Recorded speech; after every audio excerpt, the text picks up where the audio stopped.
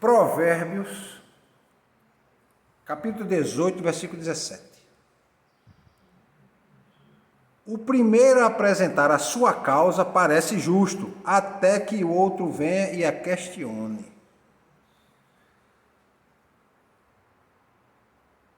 Ou, como diria outro texto aqui, o que começa o pleito parece justo, até que vem outro e o examina. Ou, como diria aqui na linguagem de hoje, aquele que é o primeiro a fazer a sua defesa parece ter razão, mas só até que a outra pessoa comece a lhe perguntar, a lhe fazer perguntas. Gente, olhando para o lado judicial aqui, como é que funciona a justiça? Vem o autor da ação, ele ingressa com a ação por meio de um advogado. Aí quando chega lá, o juiz vai fazer o quê? Chame a outra parte, que é o réu, como se chamar de réu, né? Ou outra parte, às vezes não é réu porque ele não vai ser condenado, mas a outra parte, uma parte autor e a parte ré. Chama os dois, aí começa o autor da ação explicando, falando do problema dele, por meio do advogado, explicando. Daqui a pouco vem o juiz e começa a fazer pergunta. E o juiz diz assim, ó, o senhor agora tem direito de contestar o que ele está colocando aqui. Questionar. Contestar tudinho o que ele está fazendo aqui. Ou seja, desconstruir o que o outro escreveu. Mostrar que o outro está errado também. Né? Mostrar que o outro está errado. Que tem falhas naquela argumentação dele, que tem algo que ele está colocando lá que não é verdade. Ele está faltando com a verdade em algumas situações. Não é totalmente verdade o que ele está dizendo. Uma parte é verdade, outra parte não é. Tanto que se contesta, não se contesta tudo, se contesta uma parte. Quando é tudo, aí se contesta tudo. Né? Imagina a seguinte situação. A legislação diz o seguinte, que uma mulher, ela pode chegar no cartório com uma criança para registrar. E se o pai não estiver presente, ou se não tiver pai, ela pode dizer, o pai é fulano. O pai é fulano. E ela pode ir para a justiça pedir que esse fulano, que é o suposto pai, que ele pague a pensão, pague as despesas com a criança. Que o indivíduo que é suposto pai vai ter que agora lutar para provar que ele não é. E aí vai fazer o quê? Teste de DNA. O teste de DNA vai mostrar se o indivíduo é pai ou não. Porque, meu irmão, a gente olha para os filhos assim, e rapaz, é o filho, é a cara do cara, não tem para onde. Você olha assim, menino, esse menino é teu, rapaz. É ou não é, irmão André? A gente bate, a gente olha, a gente vê. Não, tá aqui. A gente olha assim, rapaz, esse filho não é teu, não. A gente não diz, né? Mas a gente olha assim, rapaz. É, parece, viu? Parece. Né? Imagina um casal, dois branquinhos galeguinhos. Aí aparece um moreninho. O filho é moreno. Ou foi trocado na maternidade.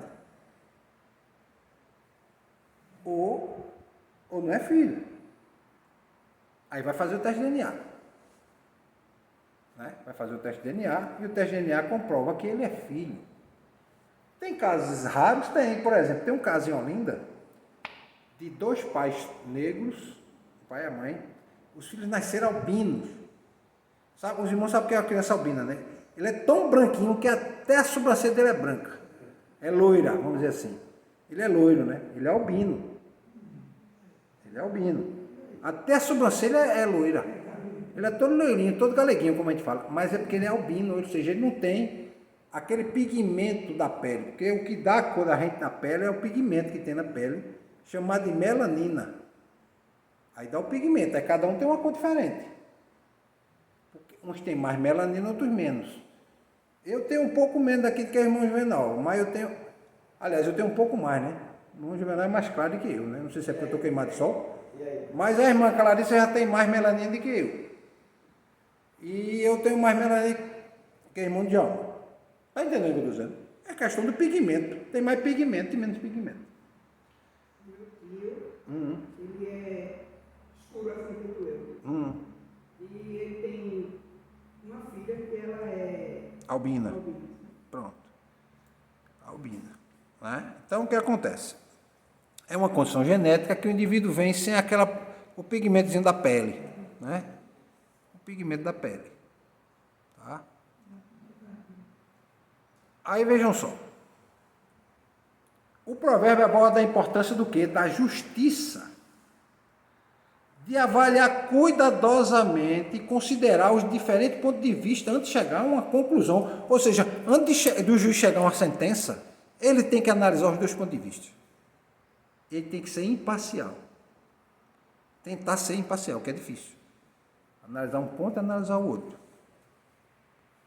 E dar um veredito. Por isso que nem todo mundo tem condições de ser juiz. Não é porque foi concurso que o cara é juiz de concurso, mas às vezes o indivíduo não tem capacidade para ser juiz, não. É um indivíduo que... Irmão Juvenal, tem juiz que vende sentença, irmão Juvenal. Tem juiz vendendo sentença. Você paga e ele dá uma sentença favorável para você. Ele está com a força do Estado nas costas todinha para dizer que aquilo que eu decidi é o que tem que ser feito. E ele está, na verdade, decretando a injustiça. Ele está decretando a injustiça. A primeira parte do provérbio diz: o primeiro a apresentar a sua causa parece justo, ou seja, destaca que aquele que apresenta a sua causa em primeiro lugar parece justo aos olhos de quem está vendo. Mas é preciso ver a outra parte. Quando alguém é o primeiro a expor o ponto de vista, meus irmãos, ele vai apresentar argumento, a versão dos fatos. Ele vai parecer convincente à primeira vista, ou não é? É como a história que aconteceu aqui.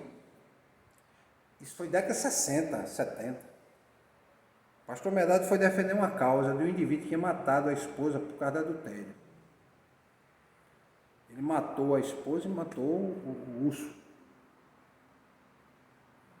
E foi para o júri. Quando chegou no júri, o pastor Medrado atrasou a chegada do tribunal, porque tem hora para começar. O promotor chegou primeiro.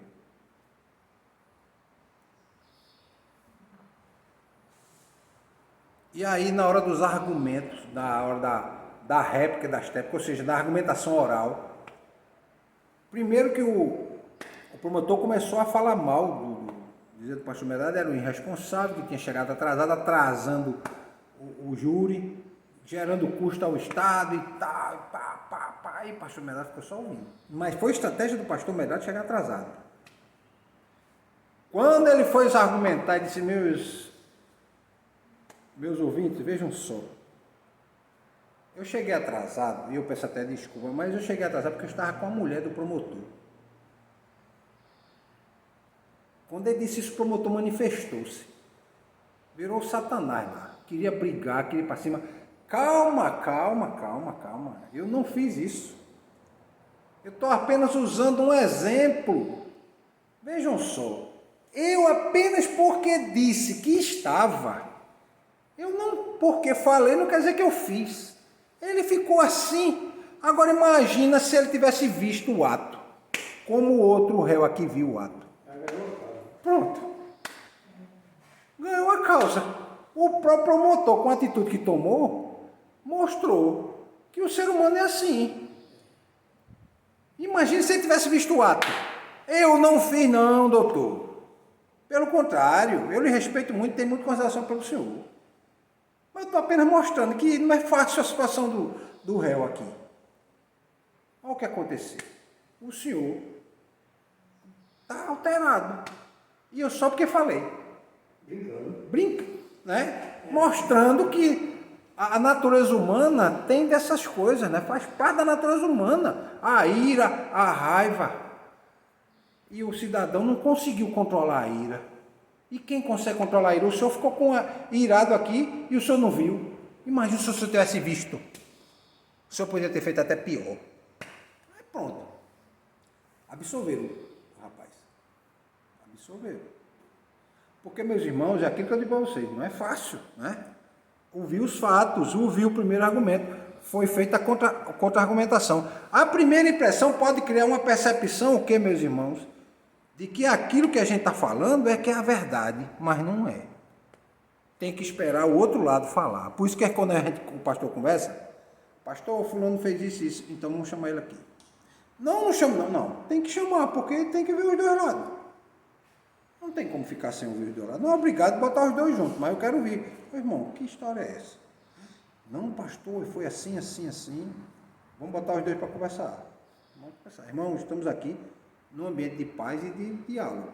Que é apenas vamos atacar os problemas, não é nada pessoal contra ninguém aqui. Aí pronto. E aí tenta se fazer o que? Justiça. Na segunda parte do provérbio, a gente vê que a outra pessoa que vai contra-argumentar tem direito a questionar. Porque muitas vezes está sendo acusada de algo que ela não cometeu. Está sendo acusada de um crime que ela não tem responsabilidade com ele. E muitas vezes não é nem um crime, às vezes é alguma atitude, algum ato que ela cometeu, entendeu, irmãos menores? Então, ao primeiro olhar, parece que uma situação muito complexa, parece muito simples, se não houver questionamento, mas não é bem assim que tem que ser. Tem que haver o questionamento. Então, é justo que seja questionado e refutado o que o outro está argumentando, né? Comprovando também, né? Não é apenas dizer por dizer, tem que comprovar.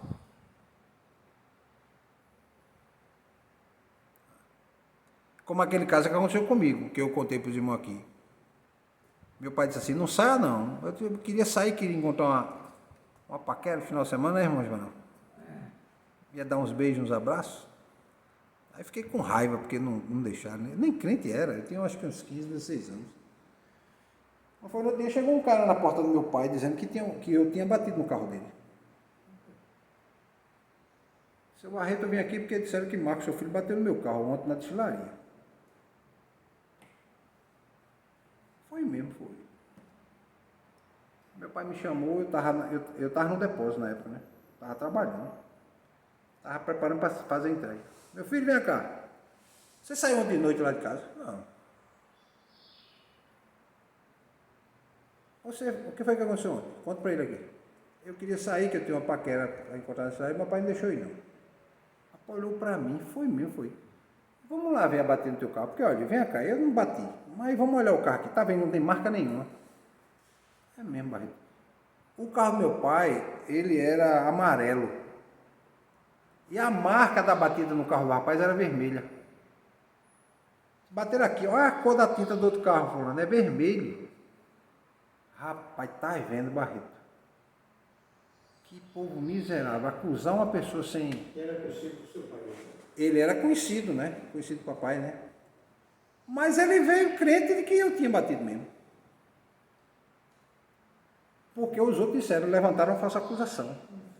Ele veio com a mente que é tudo verdade. Ele disse, rapaz, agora eu vou ter que fazer o serviço. Não sabe quem foi. Provavelmente foi aquele que bateu e disse que era eu que tinha batido. Eu acredito que sim. Foi ele que bateu. Eu deduzo quem foi. Deduzo porque eu conheci um cara que tinha um carro vermelho, um Jeep vermelho, mora na outra rua, e eles estavam lá, na destilaria. Eu descobri depois. Eu disse, papai, quem era? Eu digo, é o filho do vizinho da outra rua. O carro dele era um Jeep vermelho. O senhor era um meio caminhão, né? Era uma caminhonete F1000 e ela era laranja, meio amarelada, né? Amarelo para laranja. E aí o carro dele era vermelho. Eu disse, pai, foi o carro de fulano, foi o filho de fulano. Foi o filho de fulano. E eu, como era um bicho curioso, o que é que eu fiz? Fui lá no outro lado da rua, andei, passei na rua como quem ia visitar alguma coisa e voltei pelo lado do carro dele e olhei, o carro dele estava com a marca de tinta batida do carro do rapaz. Eu disse, pai, o carro foi o dele, está lá a marca de tinta. Aí eu disse, o senhor vai dizer, o homem disse, não, deixa para lá. Vai aumentar mais a confusão. Vai aumentar mais a confusão. Porque primeiro, e meu pai tinha razão, porque veja só, podia ser coincidência. Aquela tinta branca ali podia ser coincidência, podia ter batido do outro carro. Tu está entendendo, irmão Juvenal? Podia ser de coincidência. A gente deduz que podia ser ele por causa da história que ele falou. Porque, irmão, muita gente é movida por inveja. Muita gente é movida por inveja. Muitas vezes, irmão Juvenal, tem gente que tem inveja porque o irmão tem uma casa. O povo tem gente que tem inveja do irmão porque tem uma casa. Pode ser uma casa simples, mas tem inveja. Por ele, dava uma chuva só em cima da sua casa e só a sua casa caísse. Desabasse. Porque é movido por inveja. Mas aí diz o quê? Que o argumento contrário tem que ser dado. Então, no caso, eu tive que dar meu argumento. Dizer, não fui eu, provei porque não fui. O carro é laranja, a marca é vermelha. O carro não tem marca nenhuma de batida e o seu tem. E a cor não é a mesma. Aí ele pegou e foi embora.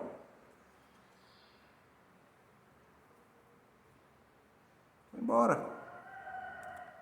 Então é importante ouvir as partes envolvidas, irmão Juvenal. Considerar os diferentes pontos de vista. Buscar mais informação sobre aquele fato. Para poder formar uma opinião. Isso vai ajudar a gente a buscar o quê? A justiça. Vai buscar ajudar a justiça. Ou seja, buscar pela verdade, ela só é possível quando você abre a possibilidade de questionamento. Só há a possibilidade de buscar a verdade quando há a possibilidade de abrir os questionamentos. E aí a gente, ao fazer isso, a gente vai conseguir alcançar um entendimento mais completo, agindo com justiça, né, nas nossas decisões. Alguma dúvida? Não? Vamos encerrar? Ora aí, irmão Djalma, para a gente encerrar.